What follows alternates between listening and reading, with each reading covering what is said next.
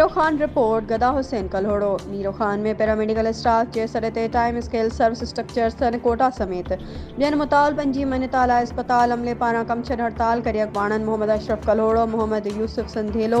अब्दुल रज़ाक पीरबख्श जतोई ऐं ॿियनि जी अॻवाणी में तालक अस्पताल खां प्रेस क्लब नीरो खान ताईं एहतजाजी रैली कढी वई। उन मौक़े ते पैरामेडिकल स्टाफ जे अॻवाणनि मीडिया अॻियां दाहींदे ॿुधायो त असीं टाइम स्केल सर्विस स्ट्रक्चर सन कोटा समेत ॿियनि जाइज़ मसइलनि जी बहाली लाइ मुसलसल एहतजाज करे रहिया आहियूं, पर सिंध सरकार असांखे पंहिंजा हक़ ॾियण बदिरां मुसलसल ॾटा ऐं दिलासा ॾेई रही आहे, जेका सरासर नाइंसाफ़ी आहे। पैरामेडिकल स्टाफ जे अॻवाणनि मुतालबो कयो त हेल्थ मुलाज़िमनि जा जाइज़ मुतालबा तस्लीम करे नोटिफिकेशन जारी कयो वञे, न त ॿी सूरत में एहतजाज जो दाइरो वसी ऐं सख़्तु कयो वेंदो।